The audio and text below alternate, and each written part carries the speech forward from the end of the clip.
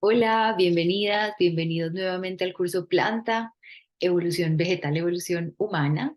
Hoy estaremos conversando en el módulo 4 sobre las gimnospermas, ya veremos qué significa esto, y explorando alrededor de la profundidad en la altura, el tema del crecer o decrecer, que ya lo hemos tocado bastante, pero aquí este grupo de especies nos van a dar como otras implicaciones y otras enseñanzas. Bueno. Eh, a diferencia de los módulos anteriores, aquí vamos a intercalar un poco contenido biológico, simbólico, porque estamos recogiendo todas las gimnospermas que no son tantas. Sin embargo, hay como tres grupos grandes de gimnospermas y quisiéramos como tocar cositas simbólicamente de cada una de ellas. Entonces, arranquemos. Gimnospermas significa semilla desnuda, ¿cierto? Eh, Voy a compartir aquí imágenes. A ver, un segundito. Siempre es un poquitico un proceso esto, pero ya vamos para allá. Acá. Esto es para que veamos qué significa gimnosperma, qué significa semilla desnuda. Y para entenderlo, necesitamos compararlo con las angiospermas, que son las plantas con flor, que ya hablaremos de ellas en la próxima sesión, en el próximo módulo, pero acá nos servirá solamente este esquema para descubrir de qué se trata. Estamos hablando aquí de la célula sexual, esta esferita amarilla, que está como embebida en este nucelo, en esta especie de tejido protector y un tegumento o integumento o simplemente una capa protectora, que ya habíamos hablado desde la vez pasada en los helechos, que el óvulo, en el caso de las células femeninas, se había empezado a proteger con ciertas túnicas de protección, pero que faltan todavía más. Si comparamos con las que más protección tienen, que son las angiospermas, ¿no? Que es toda la flor y eventualmente el fruto, pues que se va a transformar eventualmente en el fruto.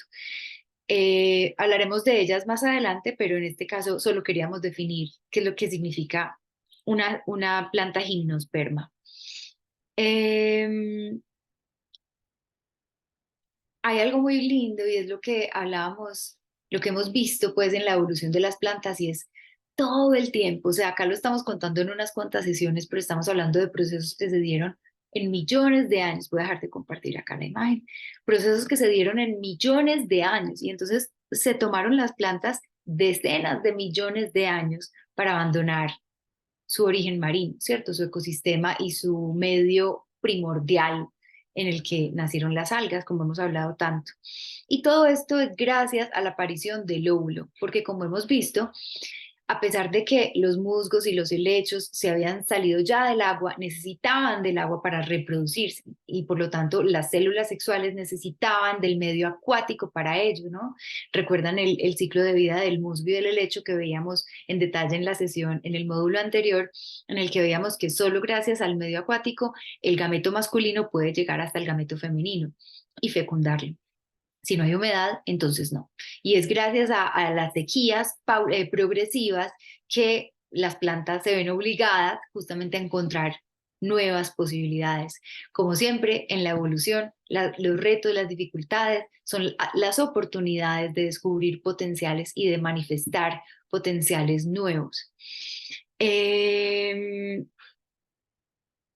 ¿Qué más?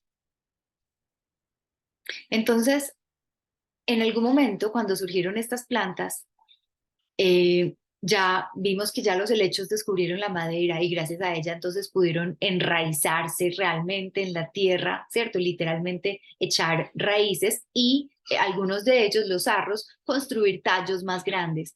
Veíamos que también gracias a esa madera fue solamente no solo la estructura, sino también el transporte de los nutrientes a través de toda la estructura de la planta, pues y de todo el cuerpo de la planta. Eh, es curioso porque acá estamos hablando también de plantas muy primitivas. Hablábamos de cómo los helechos lo son y algunas cuantas de ellas sobreviven hoy en día. Eh, pero de este grupo de especies todavía estamos hablando de plantas primitivas, ¿cierto? Hay muchas, muchísimas, muchísimas que se extinguieron y quedan hoy en día solo unos cuantos. Pareciera que son muy abundantes, porque este grupo de especies incluye, por ejemplo, a los pinos, y los pinos son un tipo de árbol que vemos en todas partes. Sin embargo, son muy pocas especies, o sea, son pocas especies con muchos individuos, ¿cierto?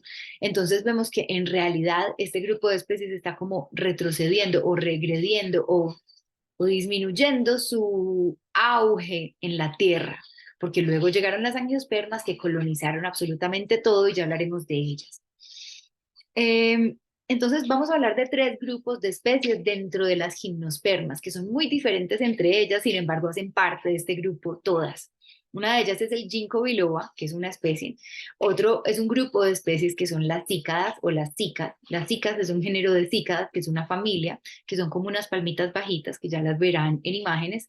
Y el otro son las coníferas, que incluyen a los pinos. Me voy a referir a ellas como los pinos, a pesar de que las coníferas incluyen más que a los pinos, pero es para que no nos enredemos con los nombres y que no nos quedemos como ahí, ¿cierto? Empecemos con el ginkgo. Voy a compartir nuevamente imágenes. A ver, aquí. Ginkgo biloba. Acá está la hoja del ginkgo biloba.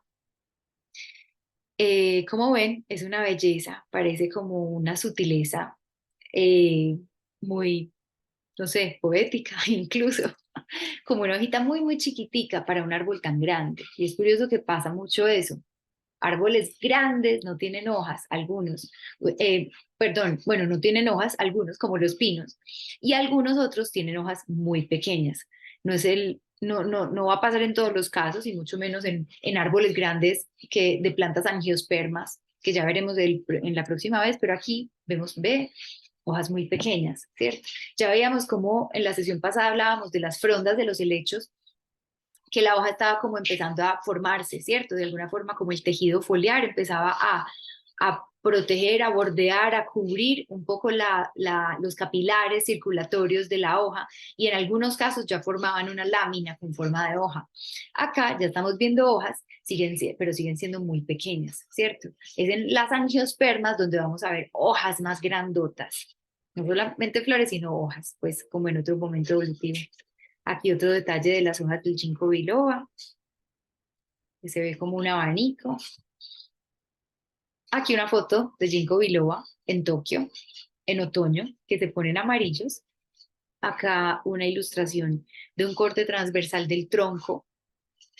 Vemos que son árboles muy longevos por la cantidad de anillos, que ya ahorita hablaremos de eso.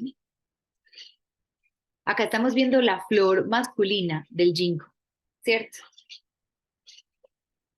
Y acá estamos viendo la femenina. Miren la diferencia. Esta es la masculina y esta es la femenina.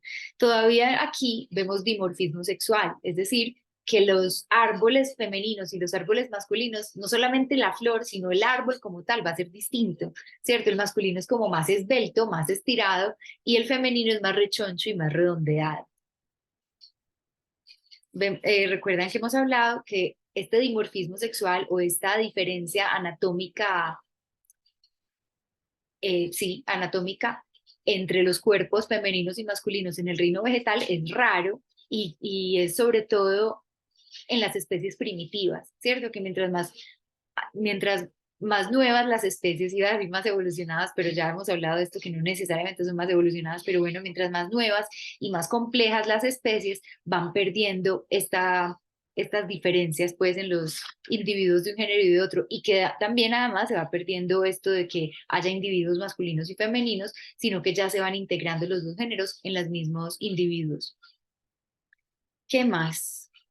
Hay algo muy curioso aquí en el ginkgo y es que, a ver, un segundito, que yo tenía aquí por aquí otras cositas y no quiero que se me pasen antes de hablar de esto. Sí, dice el botánico que estudiábamos cuando tomamos la información biológica pues para este curso, que el ginkgo biloba es como si fuera un árbol ovíparo, ¿cierto? Sabemos que ese término de ovíparo pertenece al reino animal y al grupo de animales que se reproducen a través de huevos, ¿cierto?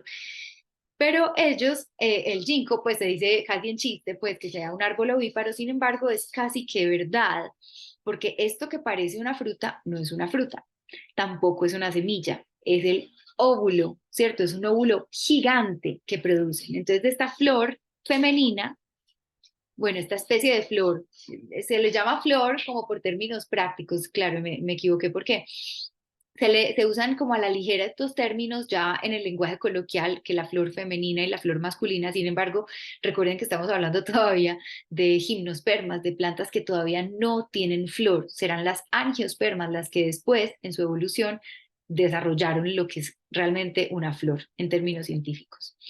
Entonces, esa especie de órgano femenino, que no es una flor, pero que se le llama flor, produce este óvulo femenino que es gigante. Y es gigante porque no es solamente la celulita sexual que va a dar lugar, pues que cuando se encuentre con la masculina va a dar lugar a un individuo nuevo, sino que además ya tiene como todos los alimentos y los nutrientes para el embrión en caso de que esta célula sea fecundada. Es como si ya el órgano femenino produjera la placenta de entrada, ¿cierto? Por ejemplo, en nuestro caso humano, en la reproducción está el útero y está el óvulo cuando sale, pues cada mes que se produce, pues o que se emite desde el ovario al útero, y ahí cuando llega el espermatozoide y se fecunda, empieza todo, pues se desencadena toda una cantidad de producción de cosas, incluyendo la placenta para alimentar al embrión, ¿cierto? Acá es como si en nuestro cuerpo se produjera siempre el óvulo y la placenta. Siempre, siempre estamos produciendo placenta. Ya de entrada tenemos el alimento por si ese óvulo es fecundado y se genera el embrión, ¿cierto? Mm, y es increíble también porque estos árboles, para producir el óvulo con todas esas reservas de alimentos, se tardan 30 años. O sea, llegan a la madurez sexual a los 30 años de vida, ¿cierto? Es increíble, es demasiado largo. Y eso también en términos evolutivos es un reto porque ellos pueden morir fácilmente mucho antes de reproducirse. Por lo tanto, esa es una de las razones por las que se entiende que ellos ya estarían extintos si no hubiera sido por cultivos humanos, porque en varias tradiciones asiáticas los han reverenciado por diferentes razones, ya hablaremos de ello, y por ello los han cultivado, pero si no fuera así, es muy probable que ellos ya estuvieran extintos.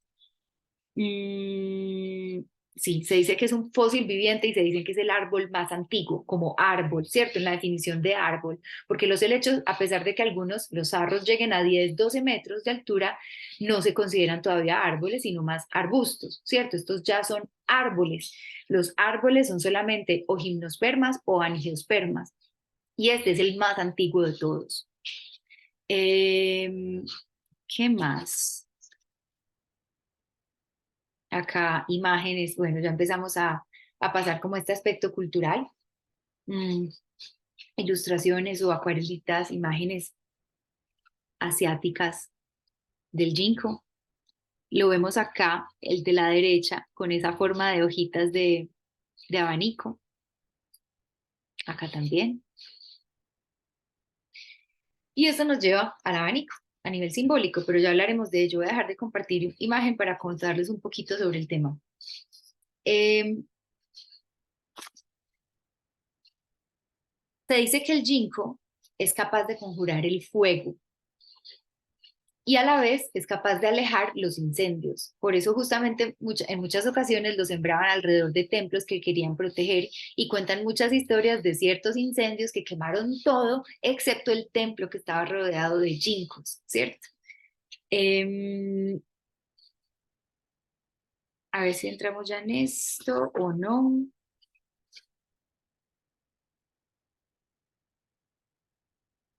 Bueno, se dice que es un árbol sagrado también allá en Asia en general, pues en Japón, en China, en diferentes países de Asia se dice que es un árbol sagrado por ser grande, por ser longevo y porque las hojas evocan la paz y transmiten la paz. Muchas veces también lo sembraban alrededor de los cementerios para evocar, pues por esa longevidad, como la vida eterna al alma de la persona que murió, ¿cierto?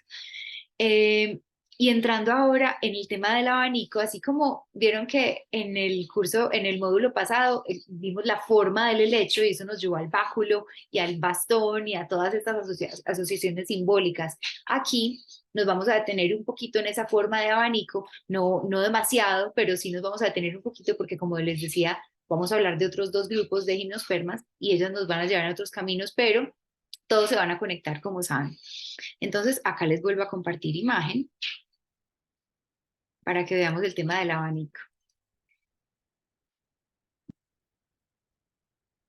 El abanico obviamente está relacionado con el viento y el viento obviamente está relacionado con el fuego que decíamos ahorita de la asociación simbólica, pues de cómo el ginkgo es capaz de conjurar o de frenar el fuego, más o menos como si tuviera secretamente poder sobre el fuego o control sobre el fuego. Y sabemos que el viento finalmente tiene el poder y el control, porque gracias al viento, gracias al aire y al viento, finalmente es que el fuego puede vivir, pero si es demasiado viento, lo puede apagar.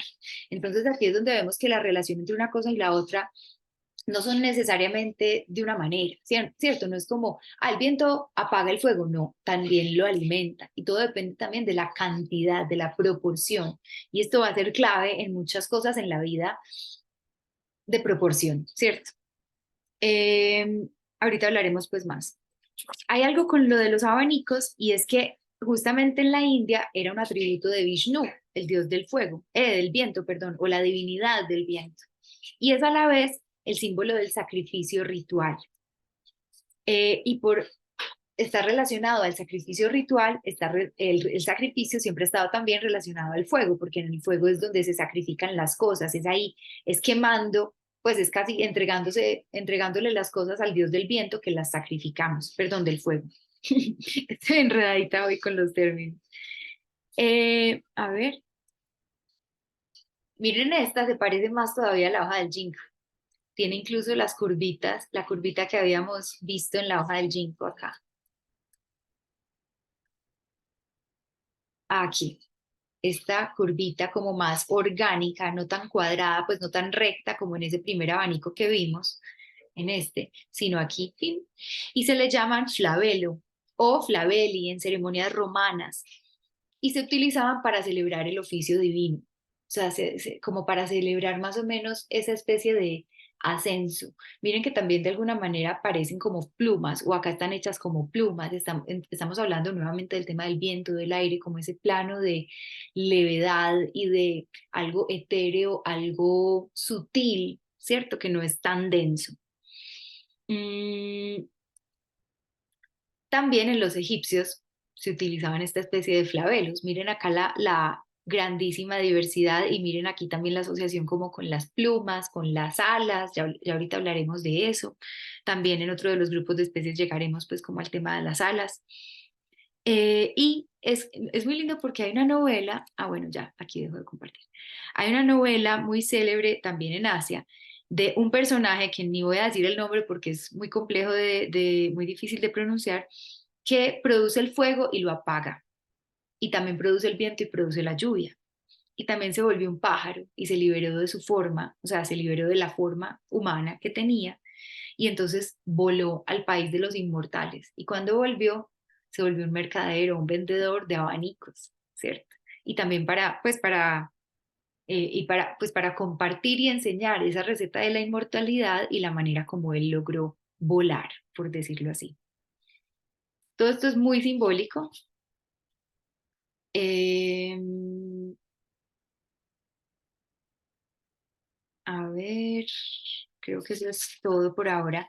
Y a pesar de que dije, pues que ya empezamos a entrar como en el lenguaje mitológico, pero ya la conexión simbólica completa la vamos a armar al final cuando hablemos de los tres grupos de gimnospermas, ¿cierto? Entonces con esto, voy a dejar ahí esas piecitas del rompecabezas para que enseguida lo armemos como les digo. Vamos a pasar a hablar de las cicas o cícadas, como les decía. Cicas es el nombre del género de un género, que es el único género que tiene la familia de cícadas, ¿cierto? Por lo general son pequeñas, como les decía, pero como ven, algunas pueden ser grandes, así como los helechos, como siempre, por la competencia por la luz, pueden llegar a crecer muchísimo. Hay 103 especies y son originarias del Asia y de la zona pacífica del Asia, del continente asiático, pues, y también en África. Aquí las vemos, aquí en Colombia o en seguramente otros países de América, pero han sido importadas, o sea, no son de aquí, son traídas de allá. Eh, en estas plantas también hay un dimorfismo sexual, o sea, las masculinas y las femeninas son diferentes. Aquí les voy a compartir algunas imágenes para que veamos. Bueno, esto es una imagen de la corteza. Este es el cono masculino.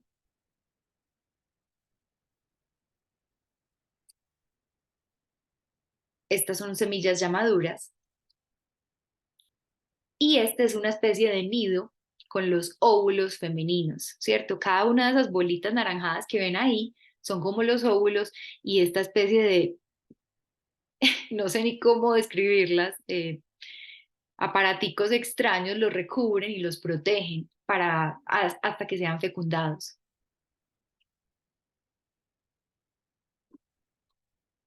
Crecen muy despacio, la madera es muy dura, el tronco crece solamente 1 metro por siglo, 1 metro por siglo. O sea, esa que vimos, ¿cuántos siglos tendrá? ¿Cierto? Estamos hablando de otra escala temporal, de otra escala, sí, de otra escala temporal en cuanto al crecimiento, en cuanto a la reproducción, así como las cícadas que se demoran 30 años para producir sus células sexuales. Las cícadas, no, perdón, el ginkgo. Hay algo muy bonito. Bueno, no, antes de entrar como ya en detalles simbólicos, hay algo y es que de aquí salen los granos de polen. Entonces, voy a dejar de compartir para contarles esto y ya ahorita volvemos a las imágenes. Acá, en las gimnospermas, entonces, como estábamos diciendo al principio, por fin ya la reproducción vegetal se independiza del agua. Sabemos que las plantas en general nunca se independizan del agua, así como ningún ser vivo que conozcamos, pues teniendo en cuenta la definición de seres vivos de la ciencia, ¿cierto? Todos dependemos del agua. Sin embargo, ya aquí las plantas para reproducirse, de alguna forma ya el agua la tienen por dentro y entonces pueden prescindir de que se humedezca el medio externo para poder reproducirse, ¿cierto? Entonces, antes necesitábamos que el gameto femenino y el gameto masculino estuvieran en un medio húmedo y acuoso para que se encontraran y entonces se fertilizaran y surgiera un nuevo individuo. Acá ya el medio va a ser el aire. Es muy lindo porque miren que estamos hablando del aire y del viento y de lo leve y de lo sutil. Eh, esos abanicos pues de los ginkgos, ahora estamos viendo, pero es que en general todas las gimnospermas ya estamos hablando del reino del aire, ¿cierto? O del elemento del aire en cuanto a su forma de hojas, en cuanto a su forma de reproducirse y también a su altura, o sea, de alguna forma conquistan ese plano o ese elemento o ese reino, porque también podemos llamar reinos a los elementos, ¿cierto? Mm, entonces, ¿qué es lo que pasa? Es muy lindo porque acá estábamos viendo en los ginkgos el óvulo gigante, que es el óvulo más grande vegetal que existe, y animal incluso, o sea, es el óvulo más grande que existe, el del ginkgo. Y acá estamos hablando de de los espermatozoides más grandes que existen en las cicas, ¿cierto? Estamos hablando como de unas células reproductivas como agigantadas. Entonces, cada grano de polen tiene 2 espermatozoides, ¿cierto? Ya después vamos a ver en las gimnospermas, en las demás especies, que eso se va a ir achiquitando en tamaño y agrandando en cantidad. Entonces, imagínense que cada uno de estos granos de polen cae, eh, sí, cae sobre el óvulo, ¿cierto?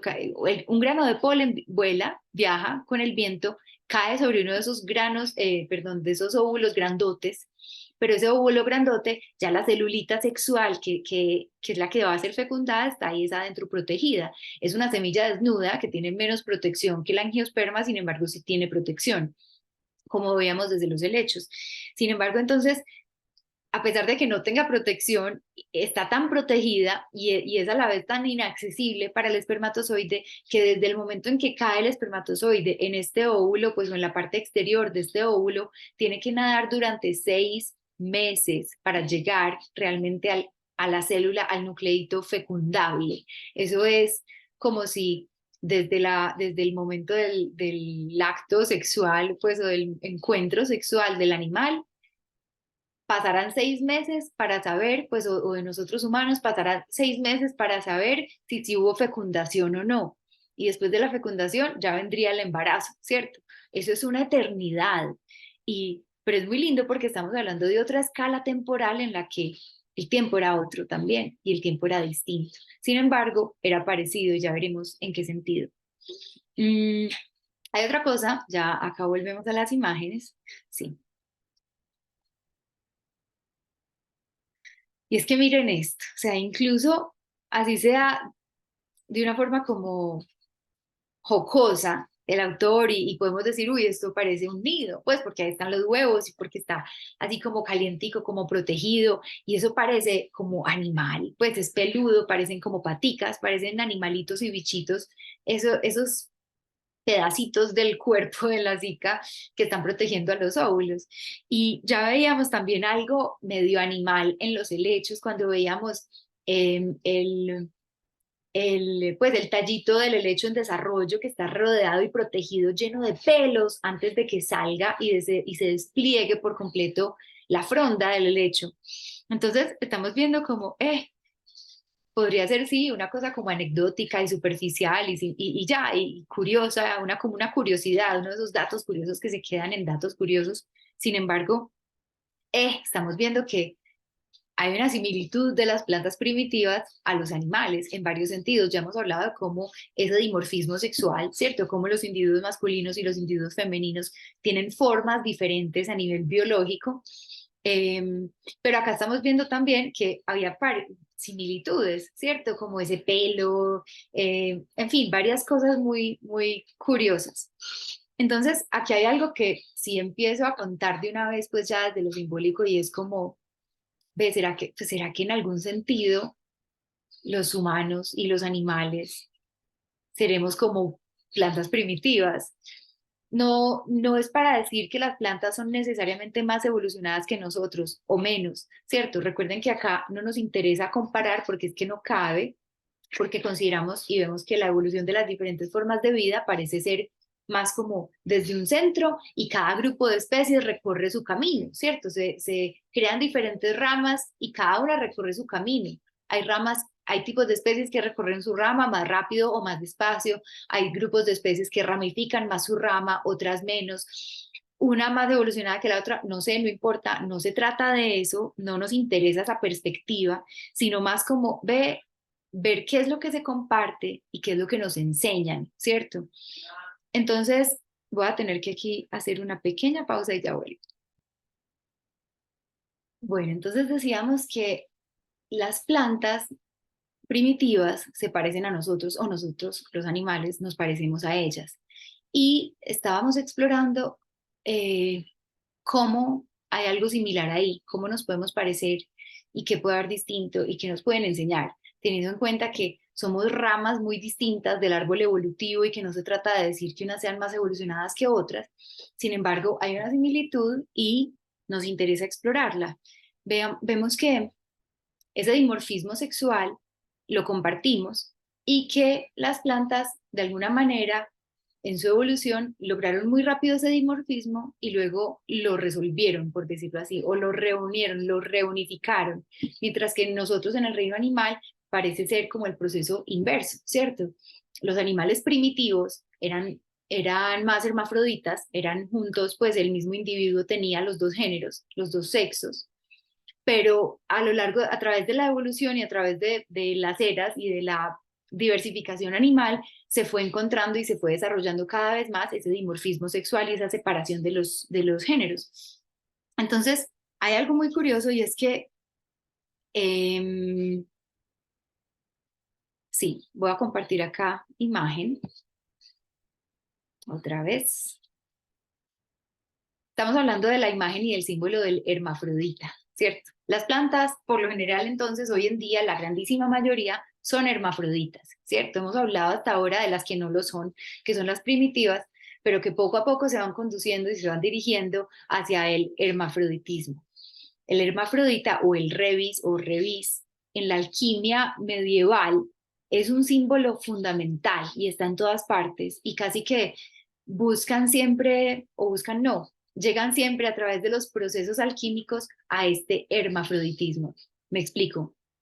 En la alquimia medieval o la alquimia en general, porque también hay alquimia china, alquimia india, ¿cierto? La teoría de transformaciones o teorías no, tradiciones alquimistas en diferentes partes del mundo. Y cuando nos referimos a la alquimia, son varias cosas, son muchas cosas y realmente seguramente muchas que todavía no entendemos y que yo no tengo ni idea, pero me refiero a lo poco que alcanzamos a comprender de la alquimia occidental a través de Jung. Y él también estudió en realidad un poquito de la alquimia china en el Tratado de la Flor de Oro, pero bueno, eso es otro tema. Eh, Hay algo y es que la alquimia no se trataba solamente de intentar transformar las cosas en oro, con los metales en oro y encontrar el oro y lo que sea, por el tema más banal o más físico o más concreto o más crudo, pues del oro, ¿cierto? Estamos hablando de un contexto anterior al nuestro en el que la materia y el espíritu no estaban separados, ¿cierto? Para nosotros una cosa es el afuera y una cosa es el adentro y no tienen nada que ver y apenas estamos estamos empezando a medio sospechar que están unidos y que puede que sean realmente la misma cosa tras las apariencias, ¿cierto? Esto todavía está muy lejos de nuestra conciencia, pero ahí vamos. Mientras que para ellos estaba unido, ¿cierto? De alguna manera el afuera y el adentro, la materia y el espíritu era una sola cosa. Toda la materia tenía espíritu y todo el espíritu, o no todo el espíritu, pero muchas veces el espíritu se manifiesta en la materia, ¿cierto? Porque el espíritu es el que anima las cosas y el que permite que todo exista. Entonces, cuando ellos hablaban de transformación y de encontrar, voy a dejar de compartir y ahorita volvemos a compartir. Cuando ellos hablaban, los alquimistas, de transformación y de llegar al oro alquímico y de llegar también al hermafrodita, porque muchas veces hablaban del final del proceso como el hermafrodita, están hablando de un proceso externo y de un proceso interno a la vez. Son procesos de transformación que tienen diferentes etapas. Entonces, por ejemplo, para llegar bueno, ese proceso lo llaman el opus alquímico, ¿cierto? El proceso alquímico. Y el producto final es ese oro alquímico o ese revis o ese hermafrodita o esa unión de los opuestos de la que ya hemos hablado brevemente y aquí hoy nos vamos a detener más. Ese proceso tiene varias etapas y desde diferentes tradiciones se mencionan diferentes etapas, pues o diferentes tipos de procesos, porque también no es que haya un proceso. Entonces acá una de las formas de describir esos procesos es primero a través de una etapa de putrefacción, luego purificación y luego separación de cualidades opuestas. Y luego estas cualidades se unen de nuevo en lo que se describe como un hermafrodita divino, la reconciliación de la materia y del espíritu, porque a pesar de que ellos los concebían juntos, sí sentían y reconocían como una cierta fragmentación o separación o distanciación o distanciamiento, perdón, entre nosotros y Dios, por decirlo así. Acá estamos viendo más o menos la historia de la vida, ¿cierto? En en las diferentes tradiciones del mundo tienen sus historias, sus cosmogonías, ¿cierto? Sus versiones de cómo empezó el planeta, y no solo el planeta, cómo empezó el universo, cómo empezó todo, el origen. Y esto, como les he contado, lo exploramos a profundidad en el curso que nos detenemos en los orígenes de la naturaleza, ¿cierto? El origen del planeta, el origen de la primera célula y el origen de un embrión. Pero acá lo vamos a mencionar brevemente y como hemos dicho muchas veces en diferentes contextos, de hecho ya en alguno de los módulos anteriores lo hemos mencionado, que creo que fue, bueno, en el de los musgos, bueno, en fin, no importa en cuál, muchas veces todo era todo y nada era todo y todo estaba revuelto. De alguna forma todo estaba en una sola cosa indiferenciada, que luego se separa en una cosa y en la otra, o sea, como en el universo, todo era todo, no había nada, y de repente, ¡pip!, hay un punto. Entonces, esto era lo que hablábamos ya. Esto es desde el Tao, pero también desde la mirada griega, por ejemplo. Hay un punto, entonces está todo lo que es punto y lo que no es punto, y luego está la relación entre esos dos, y gracias a la relación entre esos dos, esa tensión entre esos opuestos, es que, ¡puf!, nacen los 10.000 seres, se diversifica la vida. Pero entonces, ¿qué pasa? Ahí no se acaba la historia. Lo que nos interesa ya después, especialmente a otros niveles espirituales, es reunificar, pero no reunificar en una regresión a ese caos en el que empezó todo indiferenciado, sino una integración coherente, ¿cierto? No es lo mismo. A veces pareciera, hemos hablado cómo a veces el punto de partida es el punto de llegada, pero es distinto antes y después de recorrer el camino, y en este sentido estamos hablando de eso. El punto de partida es ese caos originario en el que todo coexiste, pero es caótico, no hay orden. Luego se separa para volver a encontrarse con un orden, ¿cierto? Acá es donde el orden tiene como también un sentido psíquico o también espiritual. Eh, Aquí en esta imagen del hermafrodita, no está solo el hermafrodita, ¿cierto? Vemos el sol y vemos la luna, un par de puestos.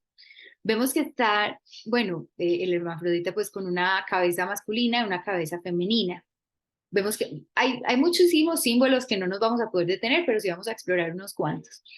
Vemos que están sobre un dragón, el hermafrodita está sobre un dragón. Y el dragón, pues es un animal mitológico, no lo conocemos hasta ahora en la dimensión biológica de nuestro planeta, pero el dragón como imagen y como símbolo es muchas veces ese representante de unificación de los opuestos, porque tiene patas, pero también alas, pero también cola, pero también emite fuego, pero de alguna manera es como todo en uno, así como el hermafrodita. Entonces vemos un poco como la redundancia del mensaje. O sea, en un solo grabado estamos viendo el mismo mensaje en el hermafrodita, en la presencia del sol y la luna juntos, en el dragón, y ya luego hablaremos de lo que está abajo. Pero entonces es hermoso porque esto acá, pues esto es como un pequeño paréntesis alrededor de la perspectiva simbólica y la mirada simbólica y lo que decíamos la vez pasada de ir entrenando ese ojo simbólico. Muchas veces puede parecer muy difícil decir, uy, por este símbolo de qué me habla, me puede hablar de lo uno, de lo otro, de lo otro, de lo otro, ¿cierto? Por ejemplo, un animal en un sueño, un pez en un sueño, me puede hablar de fluir y de nadar, o me puede hablar de estar inmersa en algo, o me puede hablar de algo que no ha salido a la superficie, entonces no ha subido a mi conciencia, entonces me puede hablar de muchas cosas. Sin embargo, es muy lindo porque el escenario en el que aparece el símbolo, por ejemplo, en un sueño, o en este caso, el escenario en el que aparece el hermafrodita, en este grabado, el escenario va a proporcionar más información redundante, ¿cierto? Es lindo porque estamos hablando de opuestos y de unión de opuestos de una manera y de otra y de otra y de otra, entonces queda claro que el mensaje es ese, ¿cierto? Entonces, digamos, si en el sueño del pez yo estoy viendo además que yo me metí al agua o que yo estoy debajo del agua, de pronto sí estamos hablando de algo mío inconsciente, ¿cierto? No tanto del fluir, ¿cierto?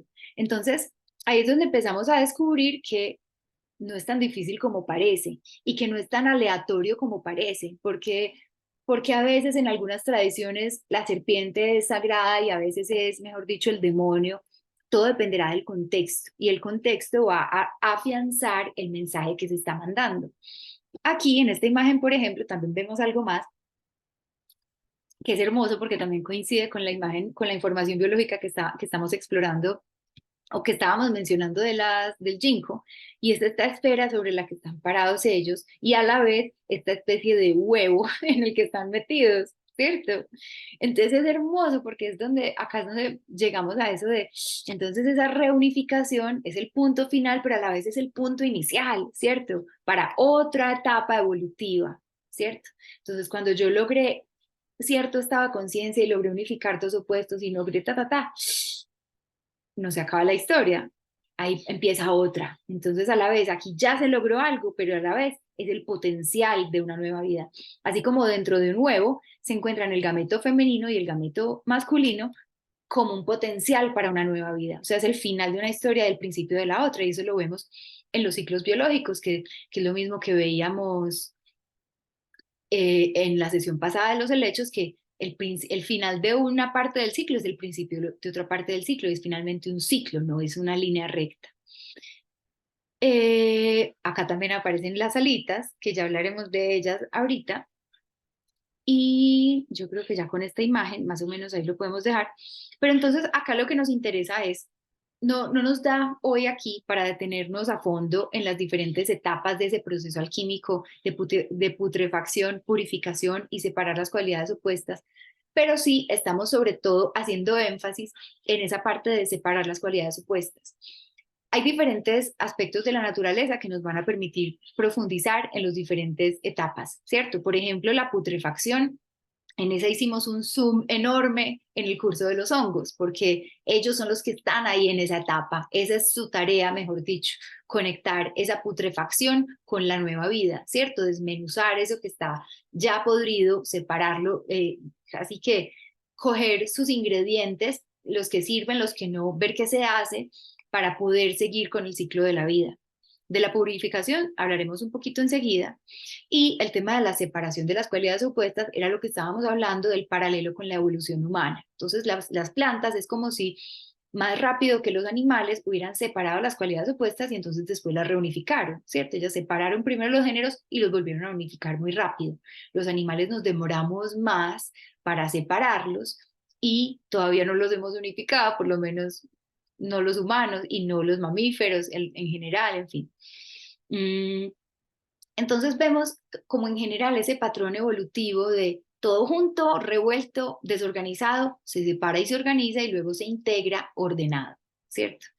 Entonces ahí es cuando empezamos a verlo ya en nuestro mundo interno, ¿cierto?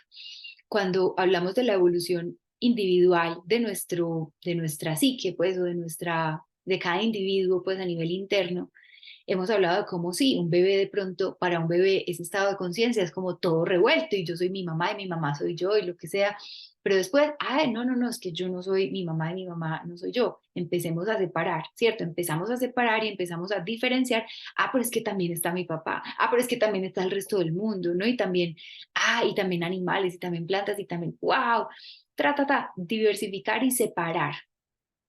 Eso en un término general del desarrollo evolutivo, pues individual. Pero digamos que en cada pequeño ciclo de nuestra evolución de la conciencia ocurre esto, ¿cierto? Eso que veíamos de la unificación de los opuestos del rey y la reina es a la vez un huevo, es a la vez un potencial del nuevo estado de conciencia y ahí sigue y sigue y sigue y sigue.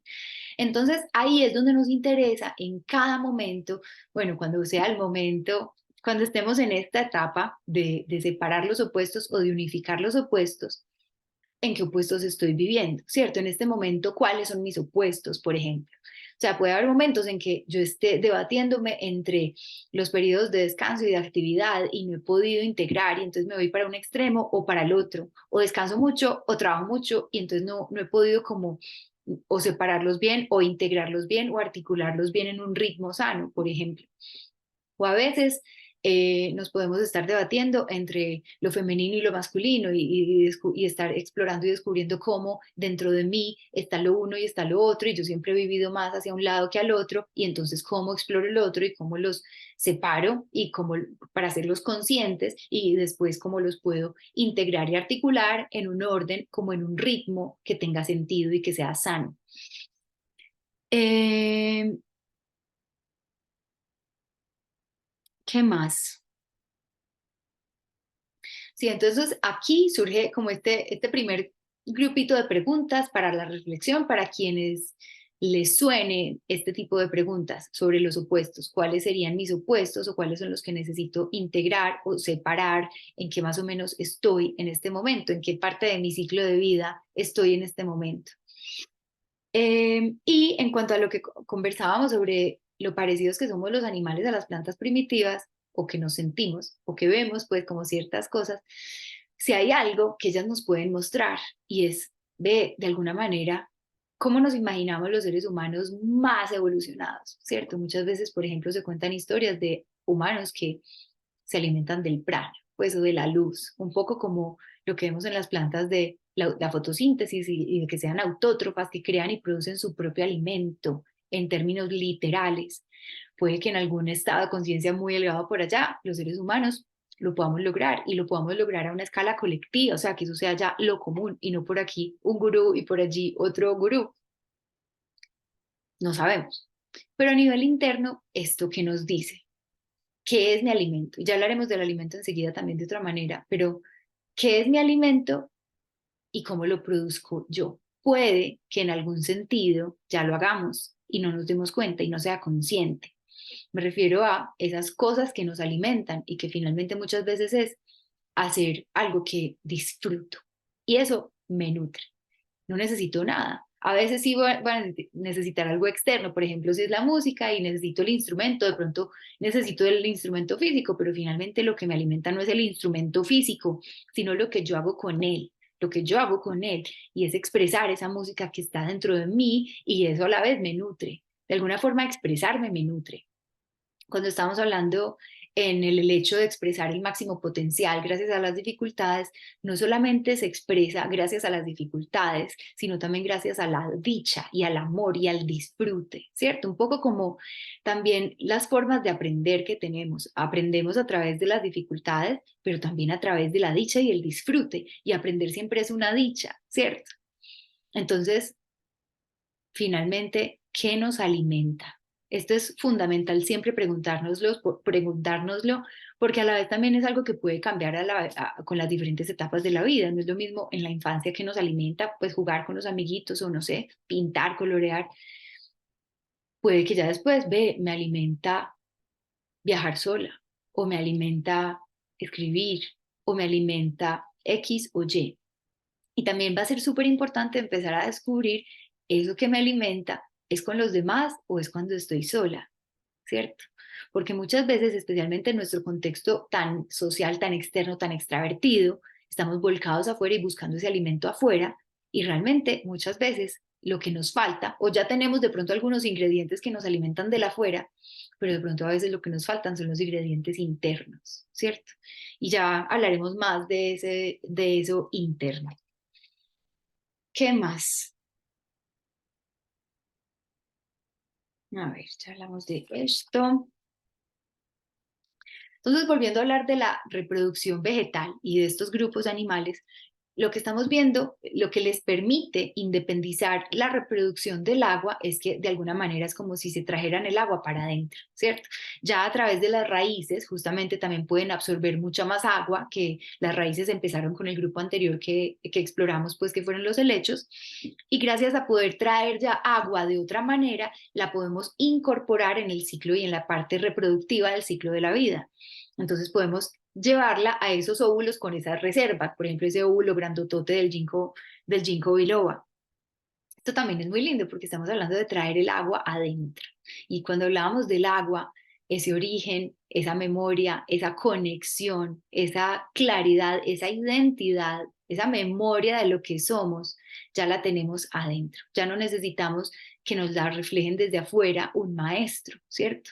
Ya la tenemos adentro y ya está muy clara, un poco como el musgo, que fue ese primer maestro, que la mantiene siempre clara por dentro, a pesar de que afuera pueda secarse el ambiente por completo y pueda él mismo aparentar estar seco, por dentro no pierde esa memoria. Mm,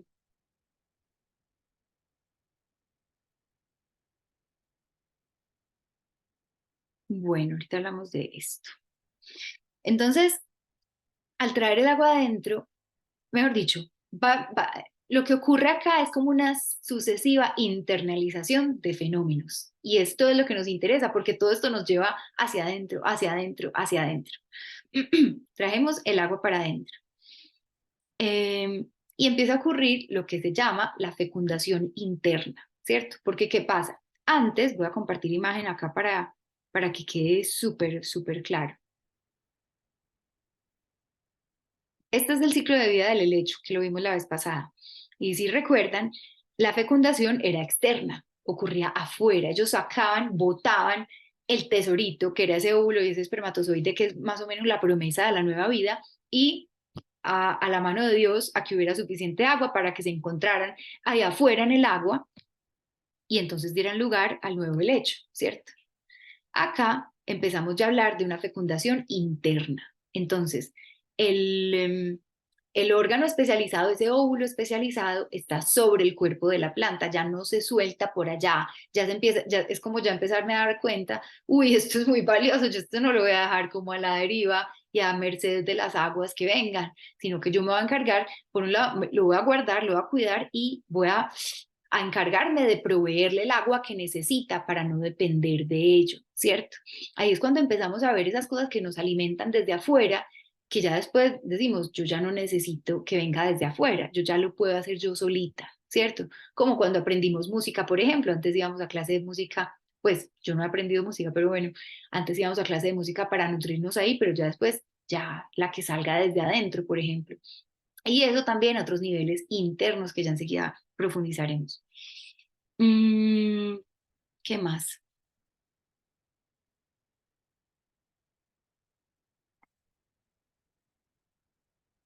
Este tema de lo que nos alimenta y de lo que nos nutre, estamos hablando todo el tiempo de la función materna, ¿cierto? De cómo nos volvemos de alguna manera madres de nosotros mismos, de nosotras mismas. Al principio necesitamos una madre externa que nos alimente en todos los sentidos, ¿cierto? En el sentido físico y en el sentido también interno, simbólico. ¿Cómo es? Eckhart Tolle, creo que es, tiene un libro que se llama El arte de amar. Y ahí, en algún momento, explora el tema del amor materno y describe ese amor materno como dos cosas que da la mamá al hijo, dos cosas fundamentales, las dos fundamentales. Una es leche y la otra es miel, ¿cierto? La leche viene siendo como un símbolo, una imagen del alimento literal, ¿cierto? Físico, físicamente la leche que el bebé necesita para que sus tejidos puedan crecer. Y la miel es el amor, ¿cierto? Es el alimento interno que la madre le da. ¿Qué es lo que pasa? Dependemos de ello para empezar a crecer. Si no recibimos eso, no nacemos, no crecemos, pues sí nacemos, pero no crecemos, no vivimos, pues morimos.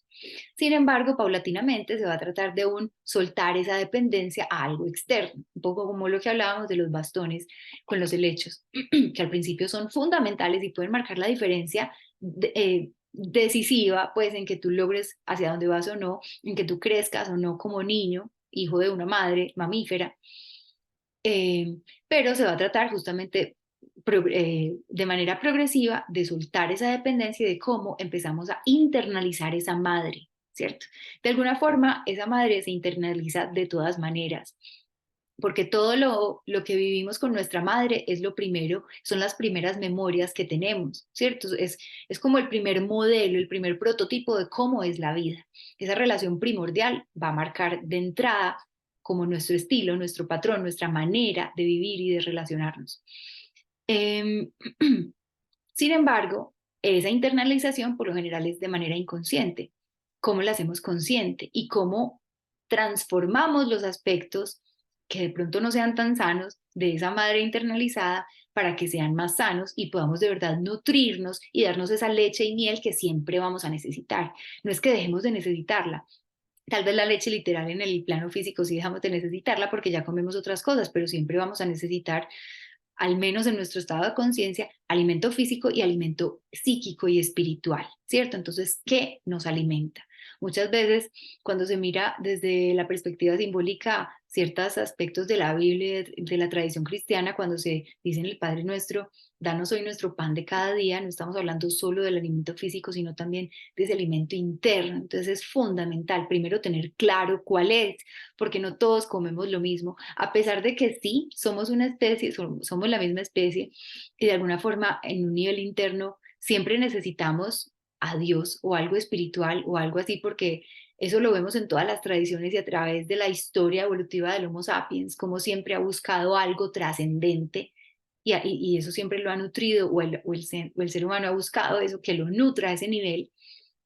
Está bien y está claro pues que hoy en día el ateísmo o lo que sea nos aleja de eso, no sabemos eso qué implicaciones tiene y justamente muchas veces cuando no está satisfecho ese hambre espiritual se manifiesta de otras maneras.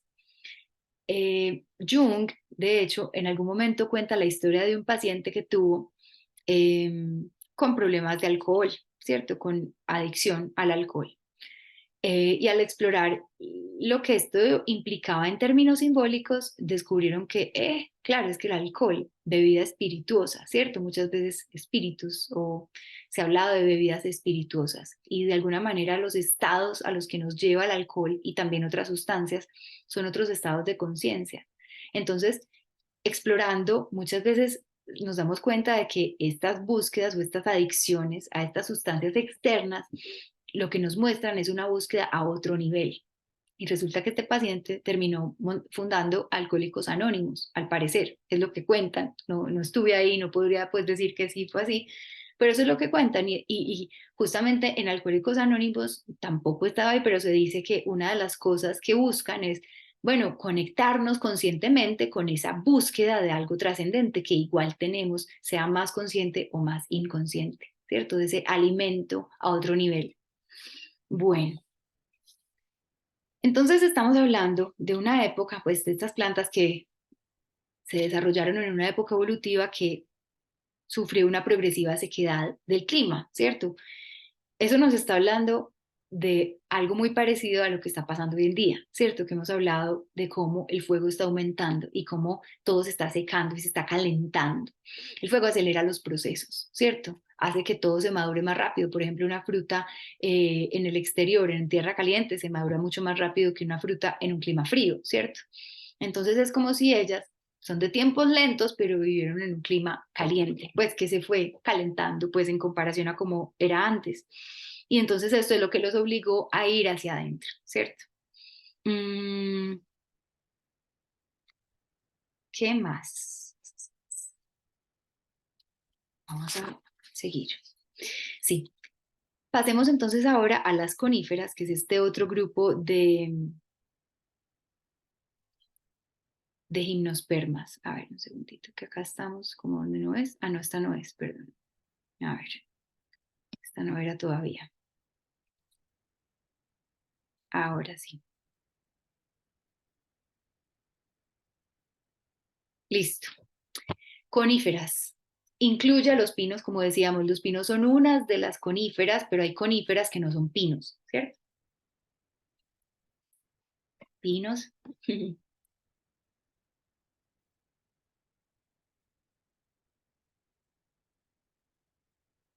abeto,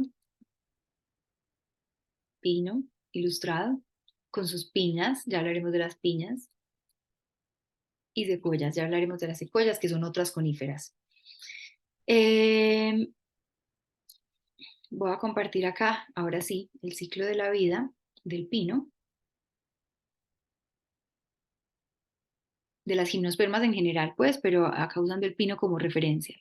Entonces, tenemos el animal, perdón, el individuo pino adulto, ¿cierto? Eh, un segundito, sí. Aquí los individuos tienen los géneros separados. Hay individuos masculinos y hay individuos femeninos.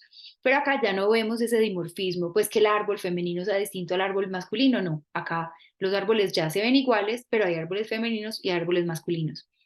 El masculino tiene una especie de cono que va a liberar esas escamitas que son las que tienen el polen, ¿cierto? Y acá vemos el detalle de la célula. O sea, el polen tiene varias células, ¿cierto? Acá están las células y es como si tuviera alitas para poder volar y fertilizar el gameto femenino. El cuerpo femenino tiene entonces una piña femenina que tiene conitos con los óvulos. Tiene escamas, pues como estas, y cada una de ellas va a producir los gametos femeninos que van a recibir al masculino cuando llega volando con sus alas. Luego ahí entonces cuando se fertiliza, pues cuando se fecunda, hay un embrión y sale una semilla también con ala, ¿cierto? Entonces también la semillita, estas alitas, todos son medios de dispersión para el polen, para llegar al óvulo y para la semilla llegar a un nuevo lugar y dispersar la especie, ¿cierto? Esta es una de las formas como las especies vegetales se dispersan y se abren, como se expanden en diferentes territorios, porque cada individuo no es que se desplace mucho, ¿cierto? Por lo que ya hemos visto. Eh, Hay un paso evolutivo muy grande en las coníferas, a diferencia de las otras gimnospermas que ya habíamos visto, que de entrada producían el óvulo con la placenta, pues con las reservas. Aquí ya no, aquí ya dijeron, uy, no, qué mamera, pues porque además cada uno de esos óvulos es muy poco probable que se fecunde, ¿cierto? Realmente es demasiada energía, es demasiado desgaste. Entonces empezaron a decir, produzcamos solo el óvulo y una vez sea fecundado, ya sí producimos las reservas, un poco como nos pasa a nosotros hoy en día con la placenta. También empezaron a reducir el tamaño del óvulo. Entonces, básicamente estamos hablando como de un fenómeno de buscar más eficiencia evolutiva, ¿cierto? Como cada vez desperdiciando menos energía en cosas que finalmente no son necesarias o que no van a ayudar pues a la prosperidad de la especie. Y el tema de lo del tamaño, dice el botánico que estudiábamos, que está obedeciendo a la ley de miniaturización de los órganos, ¿cierto? Que a medida que las especies van evolucionando, muchas veces lo que era grande se va haciendo pequeño, pequeño, pequeño, pequeño. Y es muy curioso porque justamente acá es donde vemos que estos organismos, pues estas células sexuales reproductivas se van volviendo, se van miniaturizando, pero a la vez el organismo y el cuerpo, el individuo, se va agigantando. Esto es muy curioso y muy paradójico, eh, pero entonces empezamos a ver como esa ley de algo que se tiene que volver pequeño para que el ser se vuelva grande, para que el individuo, el árbol, se vuelva grande. Entonces ya en términos simbólicos surge la pregunta, como reflejo dentro de nosotros mismos, ¿qué se tiene que volver pequeño para que nos volvamos grandes? Pues o para que nuestra alma, que es el ser real, se haga grande, ¿cierto? Pueden poner pausa acá, reflexionarlo y explorarlo para ya después para que ya después escuchen lo que a mí se me ocurre. Varias cosas. A mí, y no solo a mí, sino también a las personas con las que creamos este contenido en primer lugar, pues porque no fui solo yo. Eh, Hablábamos ya, creo que fue, no sé en cuál de los módulos pasados fue, de cómo en la misma Biblia se dice, para llegar al reino de los cielos, o sea, ese reino del aire del elemento de aire que ya hemos hablado y que ya enseguida seguiremos hablando, para llegar allá hay que hacerse como un niño, ¿cierto? Y ese hacerse como un niño va a tener, como decíamos, muchas implicaciones que incluso yo no entiendo, pero simbólicamente podemos explorar varias y son varias de ellas. Una cosa es ese, como ese niño o niña interior del que se habla mucho hoy en día, como, ay, sí, contáctate con tu niño interior, tu niña interior, y puede que haya algún aspecto que sea muy fácil de entender, como, ah, bueno, ¿qué te motivaba cuando eras niña o niño? ¿Qué de eso que te alimentaba y te nutría cuando, en tu infancia te sigue nutriendo hoy? Puede que no todo, pero puede que haya algo de eso que sí, y eso que sí y que perdura en el tiempo, puede que tenga que ver mucho con tu alma y con lo que tú eres y serás siempre, desde niña hasta que mueras, ¿cierto? Entonces, como eso que disfrutabas, eso que te nutría, eso puede ser una clave importante para entrar en ese reino de los cielos, porque estamos como en el cielo cuando nos alimentamos finalmente en algún sentido, ¿cierto? También en otro sentido, y es el tema de la niña o el niño herido, pues, o ese aspecto de nuestra infancia que de pronto no pudimos integrar, digerir, asimilar, aprovechar, porque fue muy doloroso, y es como si una parte de nuestra psique se quedara en esa edad atrancada, estancada, esperando que un día le pongamos atención. Y entonces el día que le pongamos atención va a ser un poco como esa etapa de putrefacción, como sumergirnos, enterrarnos, profundizar en todo eso que está por allá enterrado, ese niño o niña está por allá enterrada viva y nos da mucha pereza y es donde no queremos ir, pero allá de pronto es donde necesitamos justamente integrar los opuestos, porque al llegar allá con la conciencia y con la atención es llevar algo que allá no hay, entonces estamos uniendo dos cosas que estaban separadas, por lo tanto, ¡puf!, llegamos al reino de los cielos eventualmente. Hay algo más y es que es un poco como la tecnología, que los dispositivos también cada vez se hacen más pequeños. O sea, ya lo material, ya lo físico, ya lo externo es cada vez, pues ya puede con más. Entonces se necesita menos apariencia o menos materia para cargar y contener incluso mucho más potencial invisible, ¿cierto? Por ejemplo, un software mucho más complejo y elaborado, hoy en día lo carga un computador muchísimo más pequeño que los computadores gigantes del principio, que era una cosa gigante que por dentro tenía muy poquito, ¿cierto? Ahí estamos otra vez hablando de lo de afuera y lo de adentro. Y a medida que lo de afuera se va haciendo más pequeño, lo de adentro se va haciendo más grande. Digamos que en este caso de los árboles o de estos pinos o de estas coníferas, lo de adentro, pues lo reproductivo se va haciendo chiquito y lo de afuera se va haciendo más grande, pero lo estamos usando todo ese afuera de ellos como una imagen interna, ¿cierto?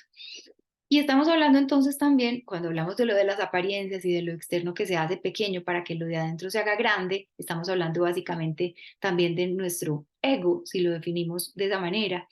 En el lenguaje popular se habla del ego, ¿cierto? Y de cómo necesitamos superar el ego. En el lenguaje psicológico, por lo menos en la tradición junguiana, el ego es una estructura psíquica que necesitamos y que es parte. Pero bueno, digamos que usémosla aquí como mejor dicho, lo que en el lenguaje popular se llama ego, en el lenguaje psicológico, al menos el junguiano, se hablaría de ego inflado, ¿cierto? Como creerme más de lo que yo soy. Eso es lo que muchas veces se tiene que achiquitar, es decir, humildad, que nos da nada más y nada menos que profundizar por allá en la tierra, porque es muy lindo que humildad etimológicamente tiene que ver con humus, y ese humus es esa tierra, es esa parte oscura por allá. Entonces, esa humildad es la que nos hace grandes, finalmente. Esa humildad de lo que creemos que somos o de lo que creemos aparentar es la que hace a nuestra alma grande. Mm, entonces aquí, cerrando ese paréntesis simbólico, siguiendo en la parte biológica de las coníferas, eh, ahora, como decíamos, ya se están achiquitando. Entonces, no solo se chiquitó el óvulo, sino también los espermatozoides. Entonces, hay más cantidad de granos de polen y más chiquitos espermatozoides. Y más chiquitos, bueno, sí. Entonces, mucha cantidad de granos de polen se dispersan y caen sobre el óvulo que porta la célula femenina, ¿cierto? Luego se fecundan, ahí es cuando entonces se protege, se endurece mucho más la pared y se empiezan a producir las reservas, como esa placenta, y ahí se suspende el crecimiento. Básicamente, eso es una semilla. Es un embrión, pues o ya las células sexuales fecundadas, o sea, ya está fecundo, ya tiene todo el potencial de la vida, ya está completo, ya tienes reservas, pero está pip, en pausa. Esto es algo muy increíble porque es como si nosotros suspendiéramos el embarazo en algún momento, como ya se fecundó la placenta, tal, se desarrolló hasta cierto punto y pausa. Es como si se quedaran ahí esperando las condiciones para nacer, ¿cierto? Y las condiciones van a ser humedad, luz, tierra, más nutrientes. Hay algo muy lindo porque también a nivel simbólico esto nos habla de algo, como de una especie de estancamiento en el desarrollo. Ya está todo el potencial, pero luego se estanca, se suspende, esperando las condiciones. De alguna manera es como si los seres humanos fuéramos eso, como si fuéramos, muchas veces pues, en la mayoría de los casos, un potencial gigante estancado, esperando las condiciones, que a veces van a ser externas, como ese bastón o como esa agua externa, como todo lo que va a permitir que la semilla germine y que se exprese ese potencial al máximo, pero a veces también son internas. Entonces ahí viene otra pregunta de reflexión. ¿Qué condiciones internas entonces son las que para mí pueden permitir pues que yo pueda crear las condiciones para que mi propio potencial se exprese? Si yo ya sé que mi potencial tiene que ver con la carpintería, por seguir el ejemplo de la vez pasada, pues qué condiciones le puedo crear yo a ese potencial. Pues por un lado sí, ojalá el maestro, el tutor, el bastón, lo que sea, pero por otro lado, bueno, madera, madera, eso es, pues darle madera y darle tiempo para eso. ¿Qué más necesito? Agüita para que no me des, listo, o sea, lo que sea, externo e interno, para poder permitir que se exprese mi propio potencial. Ahora, hay veces que no lo hacemos por otra especie de bloqueos. Por ejemplo, pero es que mucho tiempo sola en la carpintería, y a mí como que me da pereza estar sola, me da miedo. Bueno, ahí es donde empezamos a ver, bueno, ¿de dónde viene eso? ¿Por qué? ¿Por qué me da pereza o por qué me da miedo? Porque evado y evito algo que necesito y que me nutriría, porque lo evado y entonces me pongo más bien a salir y a callejear y a desgastarme y a no alimentarme en algo. Ahí es donde empezamos a rastrear y a buscar esa niña interna que en algún momento se sintió sola o que en algún momento algo pasó y se generó una herida. Entonces ahí es donde yo necesito atender eso, recibirlo, acogerlo, observarlo, reconocerlo, y solo con eso y con otras cuantas cositas se transforma y entonces ya no tengo ningún problema y todo lo contrario, ya puedo acceder a la delicia y al disfrute de esa soledad y de ese tiempo en la carpintería, que además va a permitir que exprese mi potencial y que me haga a mí feliz y que también le dé a los demás esos muebles que necesitan para su casa, por ejemplo, ¿cierto?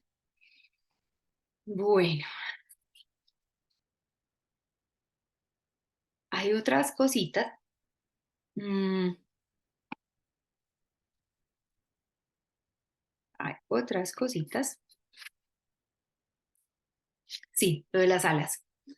Em, Tienen como alitas y es increíble que pueden volar, ¿cierto? Como, o planear más bien ese polen, esas polen, el polen, perdón, de las piñas masculinas de los pinos, vuelan o planean hasta que llegan al gameto femenino.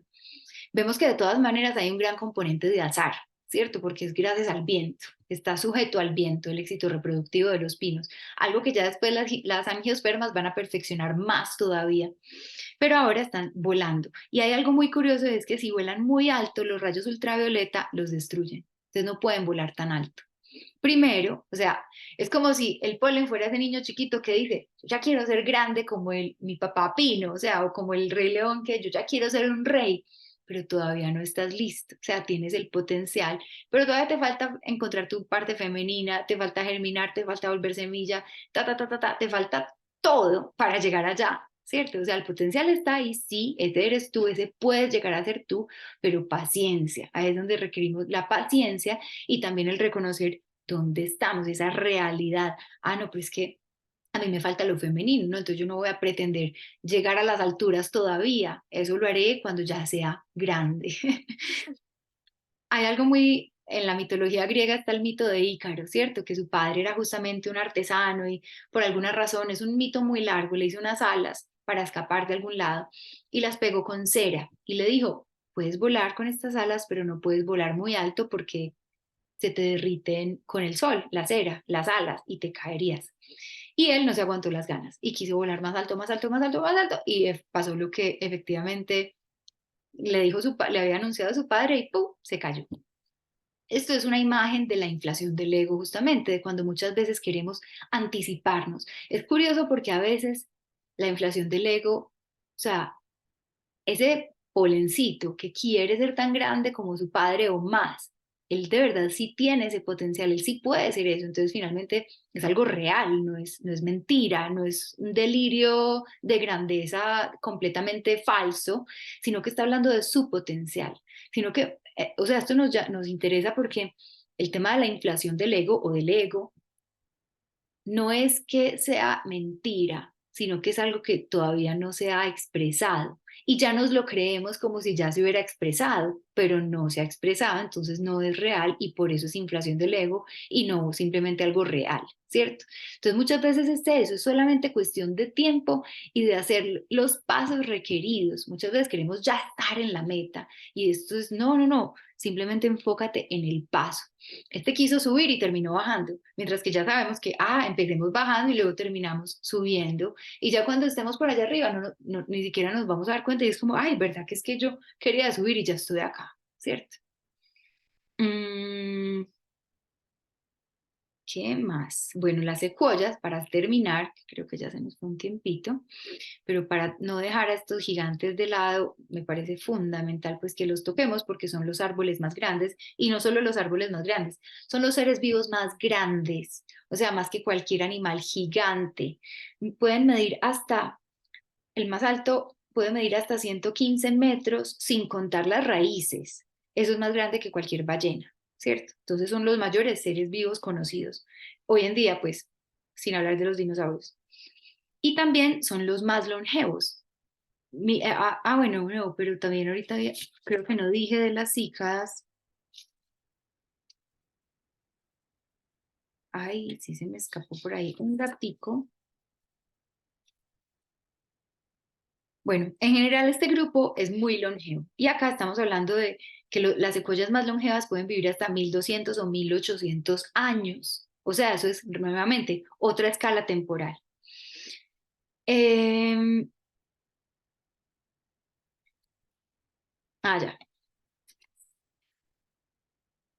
Mm, mm, sí, bueno, casi que, casi que las secuoyas vienen aquí como a resaltar ese gigantismo, ¿cierto? Como esa posibilidad, ese potencial ilimitado de crecimiento. Y acá es donde vemos esa profundidad de la grandeza y esa grandeza. Porque hemos hablado mucho de cómo el crecimiento no es indefinido, sino que son ciclos. Crecer, luego de crecer, adquirir, tener, luego soltar, dejar, en fin. Sí.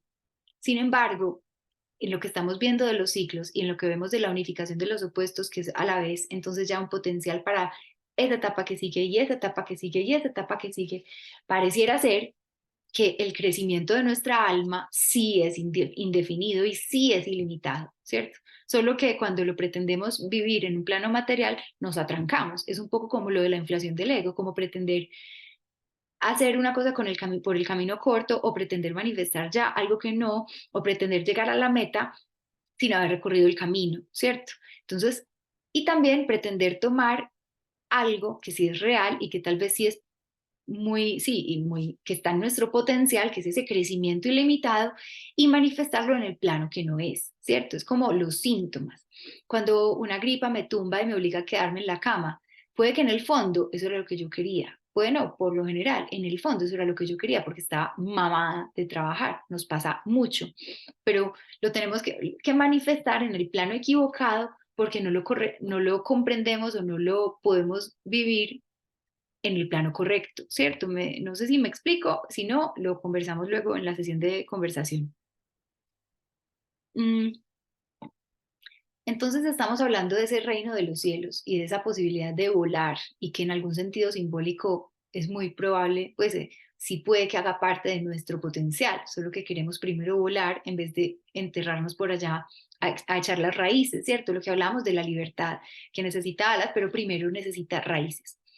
Después de las raíces, acá ya estamos hablando de las alas, de esos estados de conciencia superiores que podemos llegar a tener. Y no me refiero necesariamente pues al ser humano que se alimenta del prana, sino a cada estado superior de conciencia que cada uno de nosotros en nuestra vida humana y realista vayamos conquistando, ¿cierto? Hoy en día podemos mirarnos, recordarnos hace 10 años y en el mejor de los casos podemos decir, total, yo estoy en otra altura, ¿cierto?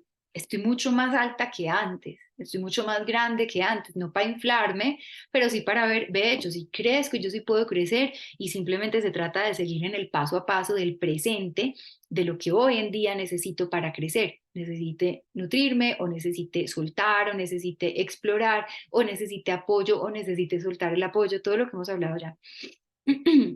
Hay algo más y es que, como decíamos, las gimnospermas y, por ejemplo, puntualmente las coníferas son un grupo de especies que está como retrocediendo, porque luego llegaron las angiospermas, que también colonizaron todo y que en este momento están mucho más en todas partes.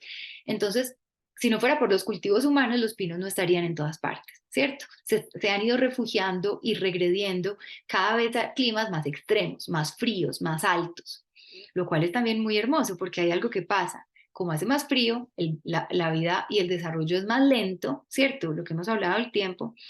Y hay algo muy lindo también para esto de la internalización, y es que en el invierno bloquean la transpiración, o sea, dejan de sudar, de alguna manera se vuelven herméticos. Y esto de hermético viene de Hermes, bueno, el dios griego, pero también del recipiente, pues también se utilizó ya en términos de hermético, algo que no permite entrar ni salir nada.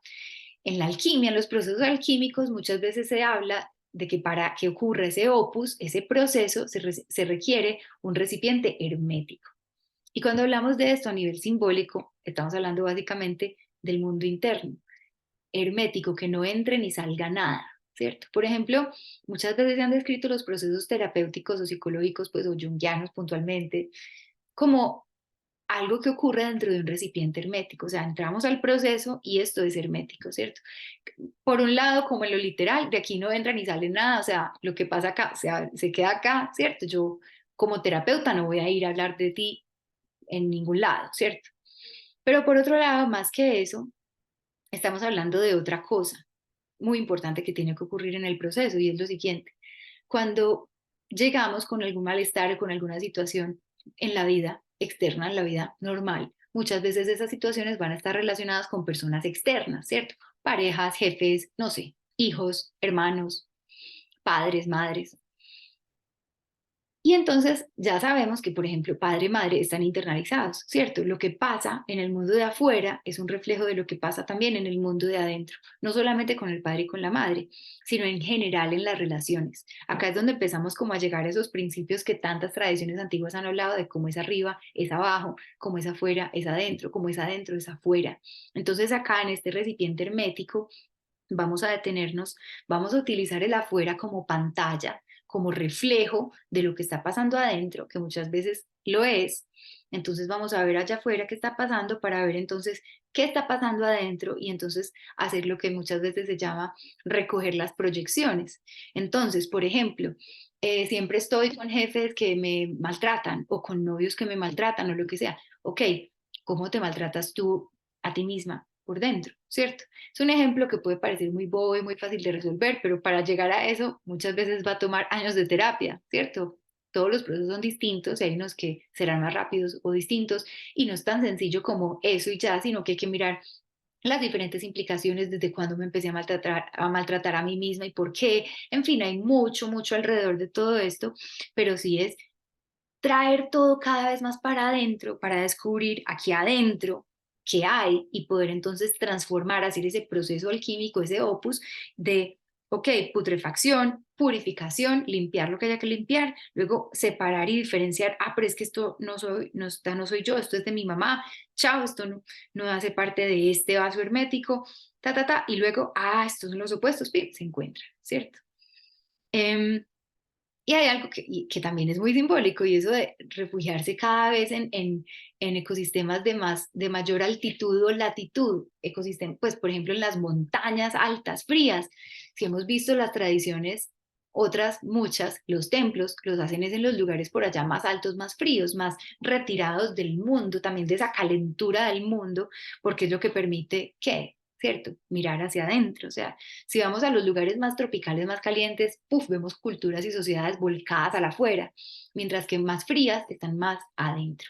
Muchas veces eso no garantiza, pues la grandísima mayoría de las veces eso no garantiza que las personas pues estén en su recipiente hermético haciendo el proceso alquímico, para nada. Muchas veces no se sabe cómo hacer eso y por eso muchas veces ese adentro termina es en un ensimismamiento y muchas veces, por ejemplo, en una depresión, ¿cierto? O en depresiones, pues, en fin. Mm, pero en el mejor de los casos, esas son las condiciones propicias para mirar hacia adentro y por lo tanto el unir el afuera con el adentro. Eh, ¿Qué más?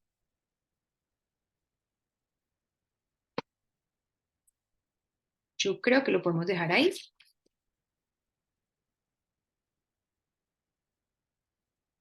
Hay más datos biológicos, pero yo no los quiero como bombardear con otras cosas. Si surgen en la sesión de la conversación estará muy bien, pero por ahora yo creo que lo fundamental, como siempre, va a ser detenernos en las preguntas que más nos hayan movido para luego conversar lo que queramos, profundizar más en la conversación. Entonces, bueno, podemos dejar aquí por ahora. Muchas gracias, nos vemos pronto y bueno, ya casi vamos cerrando este ciclo, pero por ahora tengamos las preguntas y vamos a ver a dónde nos llevan, a qué aires o a qué profundidades nos llevan. Gracias, hasta pronto. Chao.